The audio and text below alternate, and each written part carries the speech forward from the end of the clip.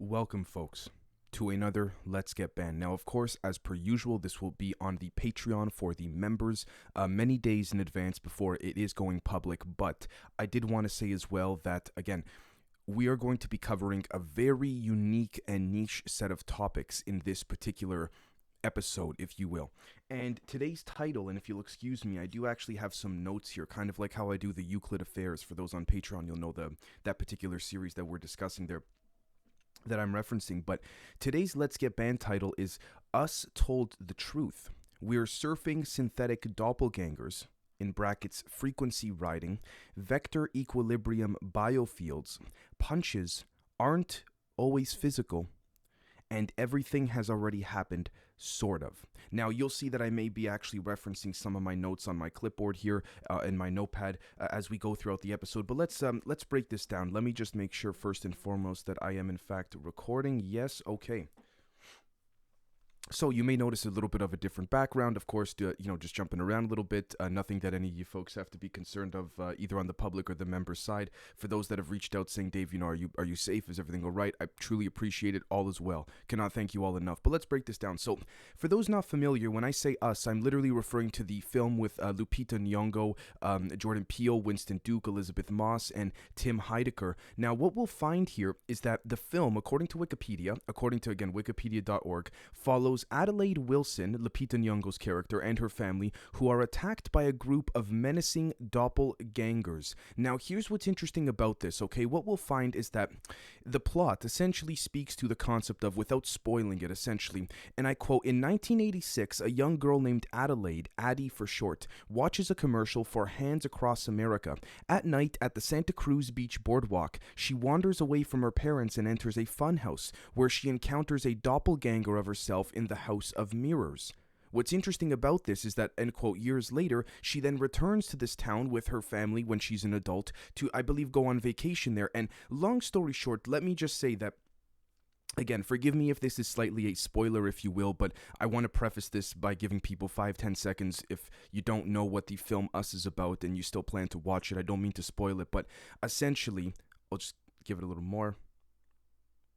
Okay, so for those that maybe wanted to shut this off because they didn't want the movie to be spoiled for them, the idea is essentially that these doppelgangers are essentially body doubles or conscious duplicates of of Lupita Nyong'o and her family. So the idea is that, of course, for each, say for example, Adelaide, there also is another one underground that was actually part of an abandoned experiment that seemed to literally clone individuals on the surface. Now you might be saying, okay, Dave, what is so significant about this? Well, this is what gets really interesting overall when I speak on the concept of, again, us being correct or us telling us the truth.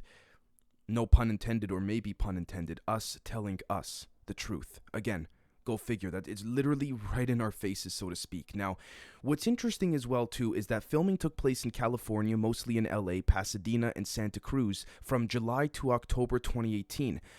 Again, there's California, the state of California. For those on the Patreon, you'll know that we delve into the quite interesting affairs and developments pertaining to the state of California. Not all bad, let me just say. I'm not trying to get all, fear-mongering and mysterious and cryptic, but point being is that there are some quite interesting incidences covered in that particular case of California.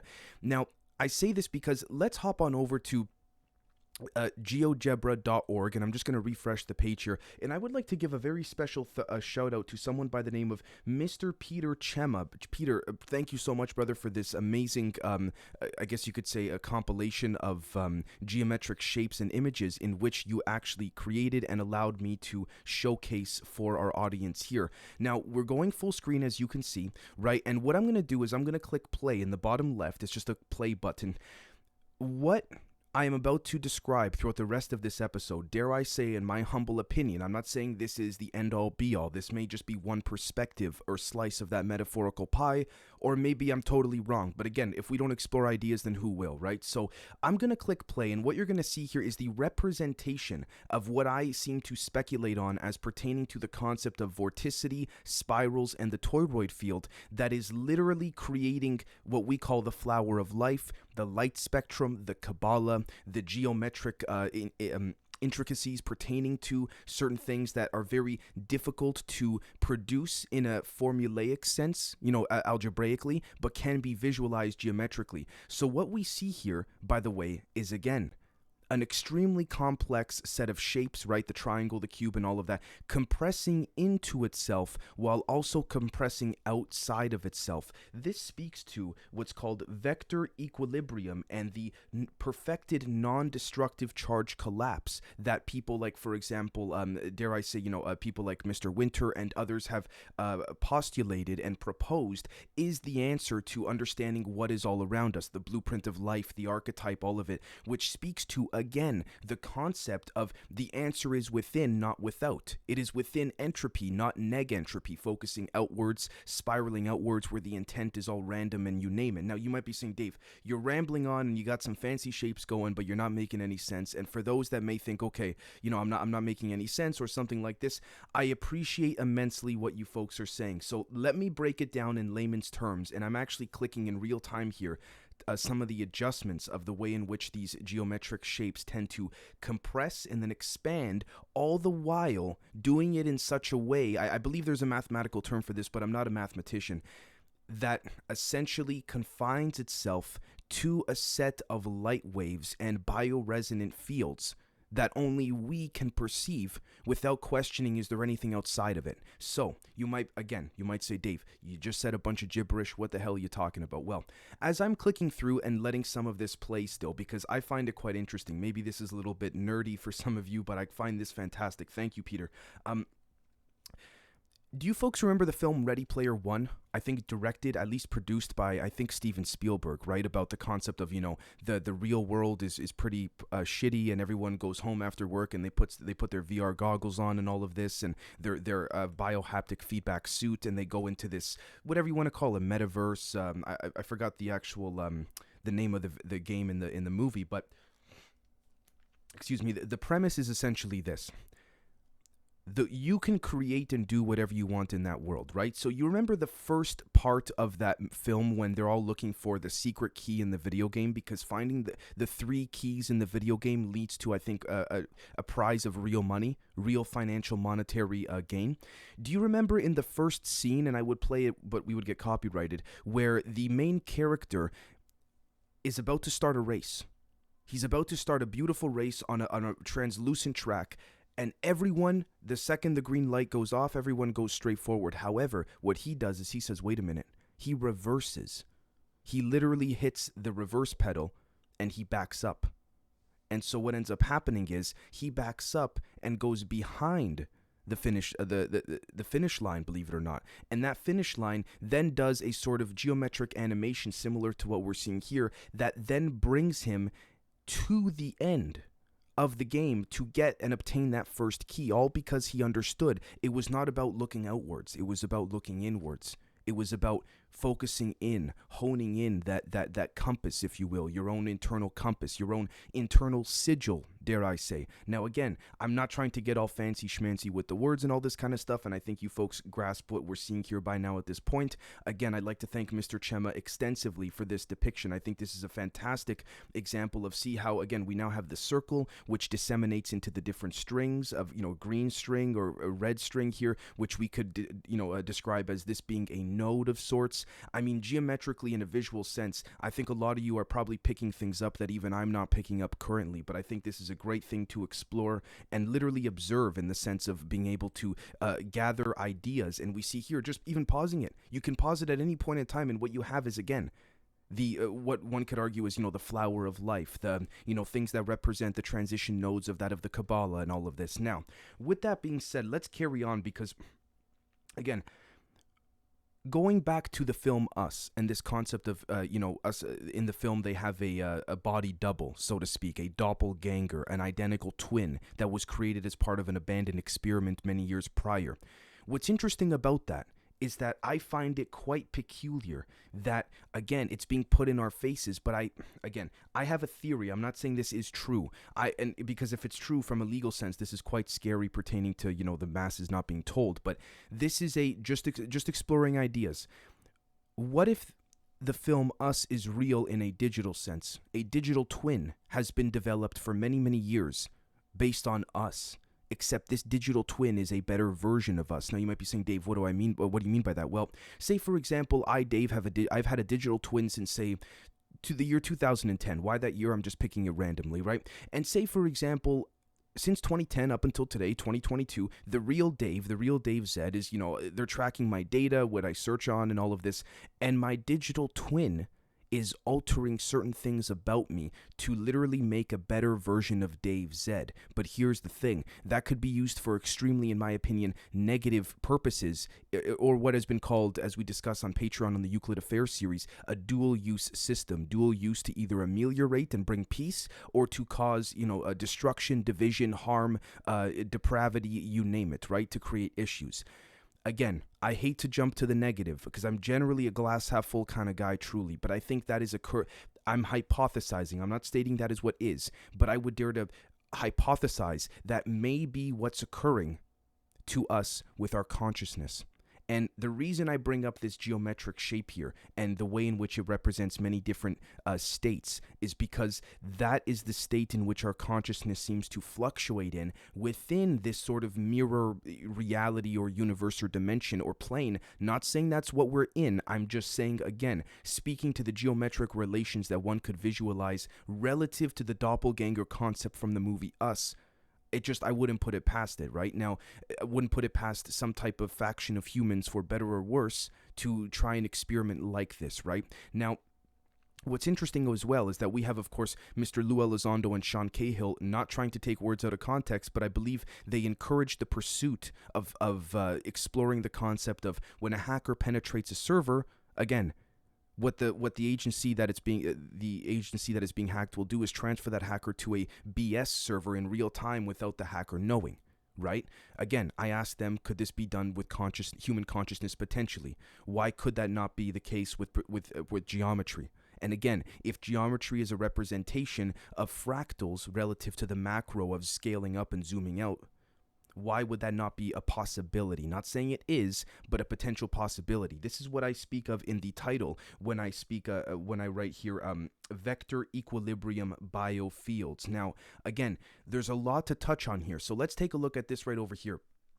ncbi.nlm.nih.gov. Protracted parahippocampal activity associated with Sean Haribin's. What we see here is that previous research published by Venkatasubramanian et al. 2008 in this journal showed remarkably enhanced functional magnetic resonance imaging fMRI activity within the right parahippocampal region of a gifted person while he experienced accurate telepathic impression. The present research is designed to discern, if Sean Haribin, a reliable psychic who reported independently verified accurate histories of others during his intuitive state, would also show similar enhancement as measured by standardized low-resolution electromagnetic tomography, or for short, SLORETA or Loretta.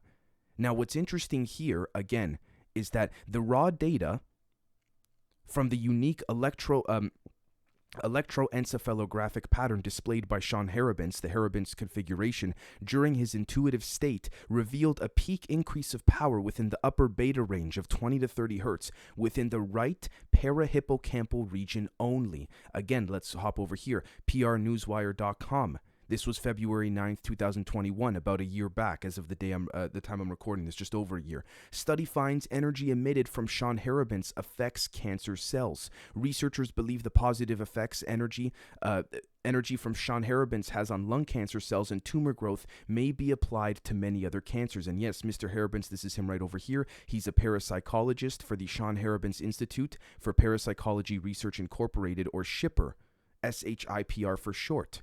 Right? Now, what we'll find is that for the past 10 years, the University of Texas MD Anderson Cancer Center has been conducting research with Sean Haribin. Now, again, it's been found that Haribin had a clear effect on cancer cell function and tumor growth in both in vitro and in vivo models. Importantly, there were no negative effects on healthy cells. What's interesting is that exposure to Mr. Harabin's suppressed tumor growth, and this was mediated in part through changes in the tumor microenvironment, immune function, and anti-inflammatory activity in the mouse lung tumor model. Their most recent research also found that exposure to Mr. Harabin's reduced cancer stem cells, cells that even conventional treatments cannot destroy. Again, I don't know, if we're following the potential hypothesis that the universe is just one big cosmological feedback system, whether it's our minds, whether it's the planet, or whether how much you zoom in or zoom out, so to speak, the micro, the macro. It's almost like, that's a toroid field helping another toroid field. Again, Mr. Harabin's and his brain as a toroid field helping another human being, which speaks to the concept of a collective remote viewing being more accurate when more people are together, which speaks to the concept of fractals and toroid fields being, what we'll see being, adamant in nature all over the place. Now, what we'll find here is, again, journals.sagepub.com. Human biofield therapy modulates tumor microenvironment in cancer stemness in mouse lung carcinoma. Human biofield therapy modulates tumor microenvironment. So again, microenvironment. I'm sure I'm making leaps here when I say this, and forgive me if I'm maybe getting a bit too aggressive here, because I am by no means as educated as these scientists that have done these studies. But if it's in a microenvironment, why not scale it up to a macro environment? Easier said than done, but see, God forbid, if you do that, you can then probably cure things that certain individuals, only a handful, gain many monies from, let's just say, to put it in layman's terms, so to speak. Okay, now what we'll find here, again, MD Anderson finds energy emitted from Sean Harabin's affects cancer cells. Now here's what's interesting, okay? Link.springer.com, experimental evidence for ion cyclotron resonance mediation of membrane transport. Okay, so membrane transport, in addition to ion cyclotron resonance. Even if you're not following with what's going on, just take the basic words here. Again, ionization, the ionization of air within a particular atmosphere, or things like this. Now, if we also jump back to, again, protracted parahippocampal activity associated with Sean Harabin's. Interesting. What is the parahippocampal gyrus, which is what's being discussed here? According to Wikipedia, it is a gray matter cortical region of the brain that surrounds the hippocampus and is part of the limbic system. The region plays an important role in memory, encoding, and retrieval. Sort of like the alleged Akashic records that seem to allegedly reside within what's called junk DNA. But don't worry about it. It's called junk DNA, so it must be junk, and that's that. We just got to leave it there. I'm being sarcastic, but you see what I mean. It has been involved in some cases of hippocampal sclerosis. Asymmetry has been observed in schizophrenia, which speaks to the possibility of, again, schizophrenia not actually, in some cases, I'm not saying all because I'm not one to talk, but or to judge, but schizophrenia may actually be a gift, if you will, in certain cases pertaining to that of an esoteric influence. But anyways, we talk more about this pertaining to that in the Patreon side of things. Now, notice here the parahippocampal gyrus. Again, it's the parts that are highlighted blue. Notice how they seem to encompass and or protect. And maybe I'm wrong here, but the part of the brain that seems to be, again, the pineal gland. I'm not saying it is the protector of the pineal gland, but notice within the geographical vicinity of the brain, the correlation in its location. Now, maybe again, this is just totally random or a fluke, but notice how we see here, we have the parahippocampal gyrus and the uncus of the parahippocampal gyrus, and then that leads sort of like a river, like water, sort of like the Star Forts episode we've done on Patreon, the series we just started with Matt from The Great Deception, a great guy. We see here, again, the pretend water is in the blue part of the hippocampus here, the uncus. We then head here, and then it flows out and again into the pineal gland. It then flows out and into the pineal gland. What does that remind us of? A toroid field. B, the Fibonacci sequence. C, the Tribonacci sequence, which is reminiscent of what our great friend now, Peter Chema, put here pertaining to his flower of life Kabbalah geometric depiction overall, which I think is an absolutely fantastic example. But not only this, sorry, I'm just trying to see if this will load up or not. Hopefully it will. If not, then I won't waste much time on this. Okay, no problem. We'll take a look at we'll revisit this shortly after, but you guys saw enough of that to get the idea. Now, what we'll find here again is we're looking at the image here, but let's jump to for a second. Look at this. The toroid field being present, the left hemisphere, the right hemisphere of the brain, right? Within an apple, within the human biofield, within a planet, right? Within a galaxy, within magnets, it's constantly present, and it speaks to there being a center point within the apple, the toroid field, the tree, you name it. And to me personally, that speaks to, again, the idea of this thing called 0-point energy, where there is an energy that constantly remains, at least within this particular dimension or this universe relative to us perceiving it, because of our bioresonance that is disseminating it. Now, let's see over here. This is, forgive me, this was quite a while ago, but we see here physics.stackexchange.com, circularly magnetized neodymium torus with minimum flux leakage. I'd like to conduct some experiments related to the Aronoff-Bohm effect. In particular, I'd like to investigate the irrotational vector potential gradient. A simple geometry for this is the major axis of a toroid field.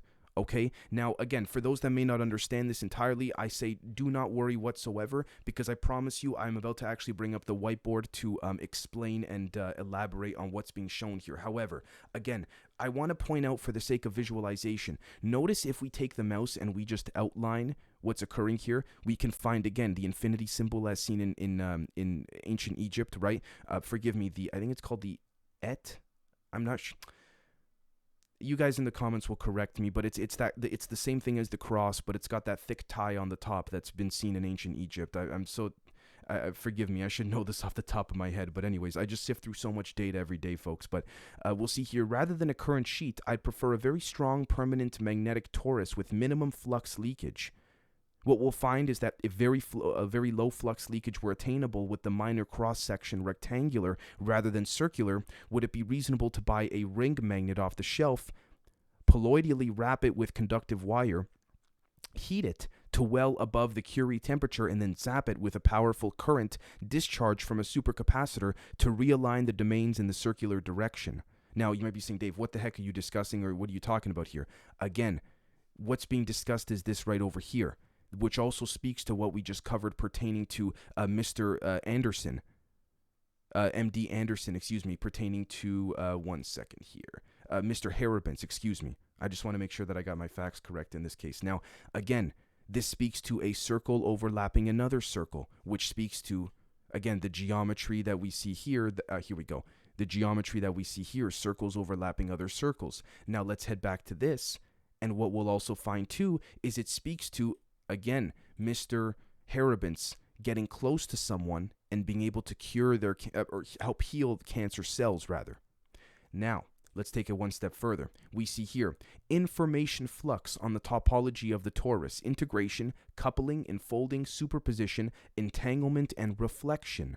Okay, now, if we jump over here, we will see what's being described right here in a live, real-world visual sense. Now, you might be saying, okay, Dave, why are you jumping all over the place? What are you trying to show us here? And what are you trying to describe that seems to depict a larger picture, if you will? Well, here's a couple things I want to bring up, folks. This right over here, again, this is just another version of the toroid field, but notice that the arrows are going in certain directions, kind of like they're scattered going all over the place. Dare I say and hypothesize, this is deliberate. Why? For better or worse, it's not for me to say, but if you recall Mr. Elizondo saying in the interview that we conducted with him about how time is not necessarily moving forward nor backward. It depends on where it's being viewed and how it's being viewed and all of this. What we'll find is that it's moving in one direction in one way, then another direction in another way, and then it's at a different vibratory state. And again, this is the vibratory state part is not anything Mr. Elizondo said. It has to do with what I asked him after when I said, do vibrations potentially have anything to do with it?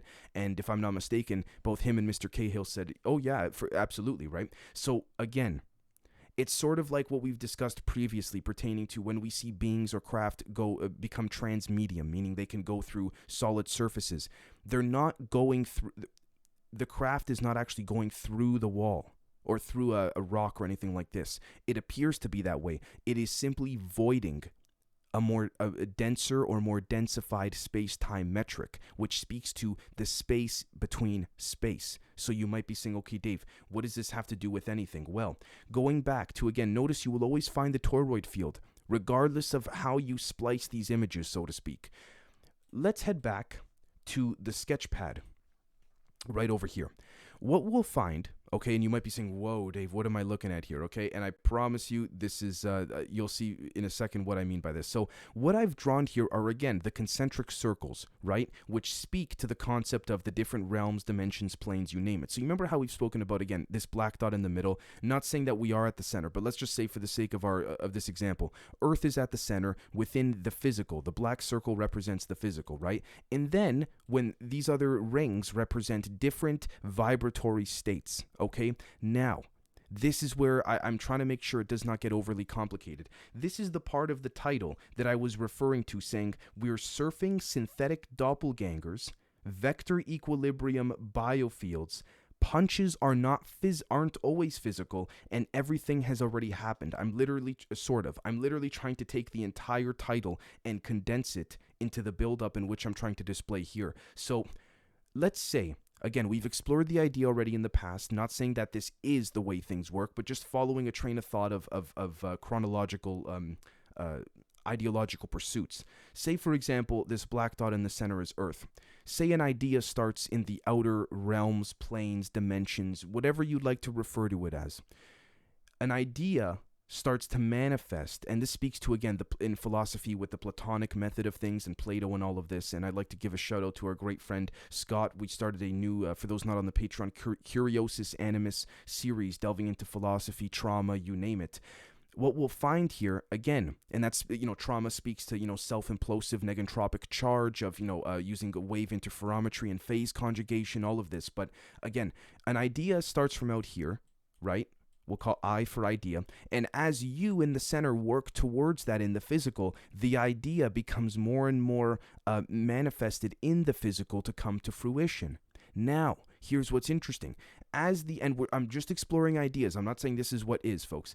As the idea works its way into the physical, based on the extent that you put intent and effort into all of it, right? What we'll find here, again, is it goes through the pink, the yellow, the blue, the purple, the red, the green, right? And I use the different colors on purpose for deliberate visualization. Now, this is just viewing the toroid field from a 2D perspective. Let's take what Mr. Elizondo said and what many of you said publicly and on the member side as well about the concept of, time is not necessarily moving in any set of directions, but it's scattered like a cigar cherry constantly burning. Or the cherry of a cigar or cigarette. Okay, say this purple ring, each colored ring represents a different vibratory state in which events occur. So what I've done is I've taken a little bit of the purple, a little bit of the red, the green, the blue, the yellow, the pink, and a little bit of the white as well. A little bit of everything. And I've scattered it across the toroid field. What we're seeing here, again, is the direction based on the toroid field of the collapsing of the wave. And what I mean by the collapsing of the wave is, again, the Naga, the DNA double helix that seems to show through, again, what we refer to as ELF, VLF, or ULF, ultra, very, or extremely low frequencies that tend to disseminate in certain directions within the toroid field, but that is just relative to the scope in which we are viewing the toroid field. If we zoomed in, for example, to the line of blue, or we zoomed in to the red line, or we zoomed in to the purple line, or the green, or the white, or the orange, or you name it, the yellow, what we'll find is that it's not actually a line after all, at all really. We're going to find more toroid fields, vortexes, or spirals within that, which speaks to certain computer engineers and philosophers postulating when they say there can't be a theory of everything, because by definition, when you have a theory of everything, there are unexplained theories within that theory that continue to create unexplained phenomenon or theories. So by definition, if it's unexplained, you cannot have a theory of everything, so to speak. But again, going back to what I said in the very special report 2 to 3 months ago, Zodiac and all of this, Is that not, from a philosophical perspective at the very least, is that not the point in life, so to speak? The joy is in the journey. It's about the experience.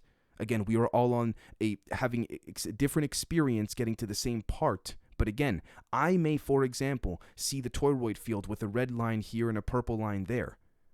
You, and again, the audience may see a red line where the white is, a blue where the red is, purple where the green is. It doesn't matter. It's as long as we grasp the concept. And the reason I'm so adamant on trying to drill this into all of our minds is because you folks may understand this in a way that I don't. And that's the point. Again, it speaks to a toroid field. It's just constant feedback and reciprocation. But at the same time, I feel like what's the point of coming to this channel and signing up for the Patreon and all that, which I'm so grateful for all of you, truly from the bottom of my heart for doing. What's the point if you guys cannot absorb it? And I'm not saying you have to absorb it in the way that I'm absorbing it. I'm just, as a matter of fact, I hope you don't, because that can bring different perspectives that I never had, that I probably never would have had if I did not show this to you guys, right? And the same thing when you guys make comments, when you email me, it's the exact same thing. Just because I'm behind the microphone doesn't make it any different. Now, you might be saying, okay, Dave, what does this pertain to as what does this mean regarding, again,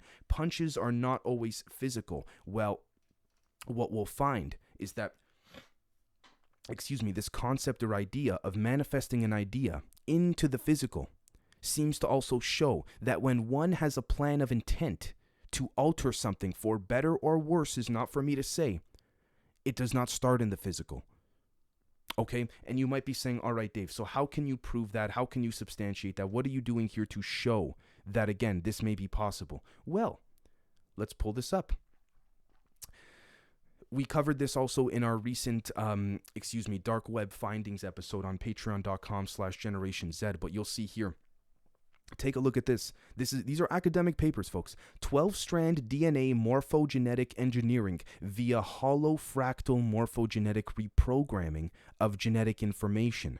What we'll find here, if we zoom in a little bit, is that, take a look. We live in a holographic fractal morphogenetic cosmos. Therefore, it is possible to affect specific genes via transmitting resonant frequencies into the morphogenetic field of the cell, utilizing the language of our DNA. What is the language? Magnetic and scalar plasma energy at very, very particular rotational states. What happens when anything, even a physical object, spins at a particular rate, if you will? What do you have? You have what's called vibration. Is that not what we were just describing here, pertaining to the depiction of the toroid field being viewed in certain ways, if you will? Now, to go back to the concept of the doppelgangers, think about everything I just explained, literally everything I just explained in this episode, and invert it. Flip it. I am of the humble opinion, respectively, that is what we may be experiencing right now. Now we see right over here. Link.springer.com. There is now a rich history to those experiments studying the stimulation of biological systems using extremely weak electrical and magnetic fields. Interesting.